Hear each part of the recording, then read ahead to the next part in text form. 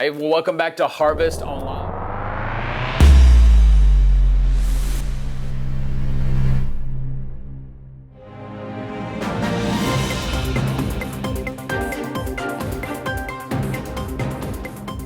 Hey, well, welcome back to Harvest Online. We're so glad you decided to join us whenever and wherever you're joining us. Thanks for making us part of your day. If you do us a favor, click that subscribe button down there and do us a favor. We'd love for you to share this sermon with somebody that you think, might enjoy it, may be encouraged by it, maybe they're challenged by it, maybe they're searching for a church and you're like, hey, well, why don't you check this out? Or maybe somebody that's kind of living through, we're 2 weeks from an election, so somebody that's living through maybe some fear or maybe really struggling with this season, because I know that if you're out on social media, if you're watching the news, I mean, there's all kinds of crazy stuff going on. And so, maybe share this series with them or a message from it. It could be impactful to them, maybe give them some peace, and we would love for you to do that. This is actually the last sermon online for this series, because next week we're doing kind of a special service in-house, so we actually won't be here at 5 p.m. Next week, but we will be in a week or two from that with maybe something a little bit new for you, and so we're excited about that. But hey, excited. I've been really enjoying this series, and I certainly hope you have. So thanks so much for tracking with us through it. If you do us a favor, hop on over to those other socials, Instagram and Facebook, and harvest.247. Check that out. You can go to harvest247.org as well. Check out our website.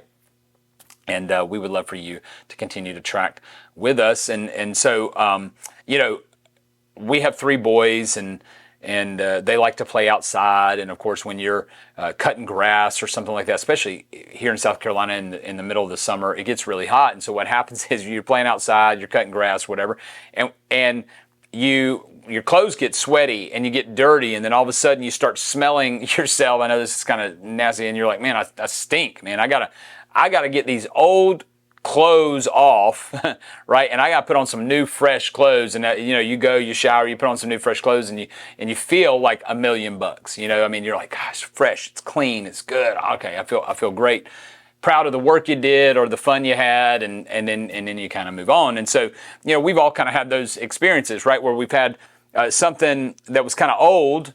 And then we put on something new, and all of a sudden we just feel like a brand new person, right? And maybe it's a new haircut, maybe it's a new set of clothes, maybe you were outside playing or something, you came in, or you've been at the pool all day, you get that sunscreen off, or at the beach, you get sunscreen off, come in and kind of rest and relax, and you're clean and all that kind of stuff. It feels really good. Well, our story today is kind of something similar to that Jesus tells us. When we find Jesus here in John 13, he's getting closer to going to the cross.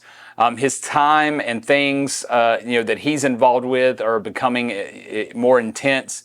In the verses prior to what we're going to do today, Jesus is sharing a meal with his disciples, and he once again predicts his death. He talks about Judas's betrayal. In John 13:30, Judas leaves to go betray Jesus. And so now he begins to shift gears in this discourse. This is oftentimes called the Olivet Discourse, right? He's talking about what's happening, and he begins to explain to the remaining disciples what he expects during his absence. And in the moment, like most of us, the disciples don't understand the gravity of the moment, but in the coming days, even in the coming hours, they're going to begin to understand what Jesus is talking about here in John 13:34. And so when we read these words, the words of Jesus here should carry some weight to us who are trying to follow Jesus, because it's important that we understand and live out the commandment he's giving, but it's also important to understand the time that he's giving this commandment. Now, he does not have much more time left with his disciples to give them a command. He doesn't have a whole lot more time. It's not like he's going to be with them for another week or two. I mean, he's only going to be with them for another couple of hours or so before he is arrested and then tried and then, of course, hung on the cross. So the timing of him talking about this gives a lot of weight, because you got to think about, like, if you're around a group of people and you're not going to really be around them again, the last things you say to them oftentimes mean more, because you're trying to say, this is what I want you to be about when I'm gone, or this is what I want you to remember about me or about what I'm trying to teach you when I'm gone. So here's what he says, John 13:34. He says, a new commandment I give to you. And then he says that you love one another just as I have loved you. So he says the way that I have loved you. Last week we talked about full of grace and full of truth, right? The way I have loved you, full of grace and full of truth, you are also to love one another. By this, meaning by this love, all people will know that you are my disciples if you have love for one another. So Jesus says there's a new commandment. The specific ancient Greek word used here implies a freshness, the opposite of outworn, something that is recent or different. So going back to that opening illustration, when you put on some fresh clothes, right, it's the opposite of being worn and the opposite of being dirty, right? So this is the same thing. Jesus is saying, listen, a new commandment that I'm giving you, there's a freshness to this new commandment that I am giving you, right? That you love one another. Meaning that we might have thought the new commandment was for us to love Jesus in an outstanding way. Instead, Jesus directs the new commandment to his disciples to love one another, emphasizing that there should be a special presence of love among the followers of Jesus. That it should be an identification, right? And he says, as I have loved you. Meaning to the extent that Jesus has loved them, we are to love one another, right? We're to love our neighbor as ourselves, right? And we're to love them to the complete fashion that Jesus has shown his disciples. So his disciples are to do that amongst one another, and the church is supposed to do that today with each other. And then he says this, by this all, so meaning by this love that you show one another, the love that I have loved you with, as you emulate that love with one another, all people who see that, all people who witness that, all people who experience that will know that you are my disciples. They will know that you are my followers. They will know that you are my witnesses. They will know that you've been transformed by my power. They will know that. So Jesus said that love would be the identifying mark of his disciples. Isn't that interesting? It's not how much Bible we know. It's not how we vote. It's not none of those things. It's how we love one another will be the identifying marker of a disciple of Jesus. So Jesus would mark us as his disciples by our love for one another. We can mark ourselves as his disciples by our love for one another. And the world can mark us as his disciples by our love for one another. So, when you think about it, it's kind of like this kind of progression. As Christ loved us, we love each other. As we love each other, we love our neighbor. So as Christ loved us, we love each other. And then the way that we love each other within the church, within the kingdom, guess what? We also love our neighbor, the people that are outside of the church, outside of the kingdom, right? That's what we do. And that when we display this love that Christ loved us with, all of those people inside and outside the church will know that we are his disciples by how we love. So how do we do that? The first is that we live in God's grace. When Jesus asked what the greatest commandment was, he gave two: to love God and to love others. There's a reason Jesus listed God first, because you cannot give away what you don't have. If we want to love those around us, then we need to first understand the love that God has for us. Meaning, if you think about a cup, somebody asks for water. You can't give them water from an empty cup. You have to fill up the cup and then give them water. It's the same thing for love. We got to be filled up with God's love for us so that we have something to give to other people, right? So if we want to live out John 13:34 through 35, we've got to understand the love of God. We got to live in the love of God. We got to experience the love of God, which comes through his grace, so that then we can give it to others. One of the things we talked about early in this series is that one of the most attractive characteristics of the first century church was how they loved each other and how they loved their communities.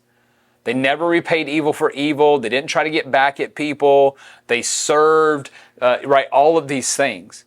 And so it made them wildly persecuted, but yet wildly attractive. And so we want to emulate that, right? This idea that as Christ loved us, we love each other. And as we love each other, we love our neighbor. The second thing that can do that is we can tell them what we're for, not always what we're against.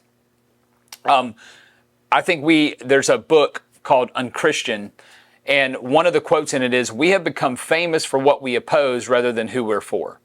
And the common perceptions in this book that are listed of Christianity is this: 87% judgmental, 85% hypocritical, 75% too political, 72% out of touch with reality, 78% old-fashioned, 70% insensitive to others, and 68% boring. All right, so one of the things that the church is known for in our country is kind of fighting against each other, right? And fighting against the culture and not really displaying the love of God in the midst of all of this back and forth politically and culturally. We just pick a side, and then we don't live it out, and then people see it and they're like, well, I don't know if I want to be a part of that, right? But Jesus said that they will know us by our love. And that love one another as I have loved you, meaning that this is what we as the church should be known for. And it's sad to me to read that. Now, that book, it is several years old now, but I'm not sure that things have gotten better. The amount of people who identify as Christians in the last 20 years has decreased to, I think, 64% in America from like 80%. So I don't know that these numbers have gone down, right? I don't know that people look at the church as less judgmental, probably more, or they've stayed the same. But that's what Jesus is saying, is that, guys, people are going to look at you and know that you're my disciples by how you love one another, right? And so I think that if that's one of the primary marker of an identifier of a believer, we have to take that seriously, especially if this is one of the last things that Jesus tells his disciples. And so as Christ loved us, we want to love each other, and as we love each other, we want to love our neighbor. So the love has to start within the church, and then it has to spill out over into our communities. And so we do that by living in God's grace. We do that by telling them what we're for, not always what we're against. But we also do that by being full service, not self-service. I'm still, I guess, old enough to remember a full service gas station. I haven't experienced one of those in a long time. There's actually a gas station in the area of Dallas that when we lived there still did that, and that was about 10 years ago or so.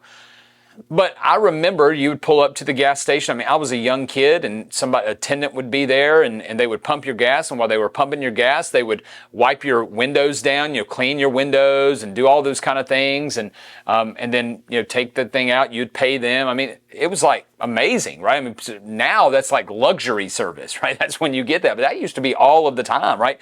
Grocery stores, used to bag your groceries and take them to your car for you. I remember that.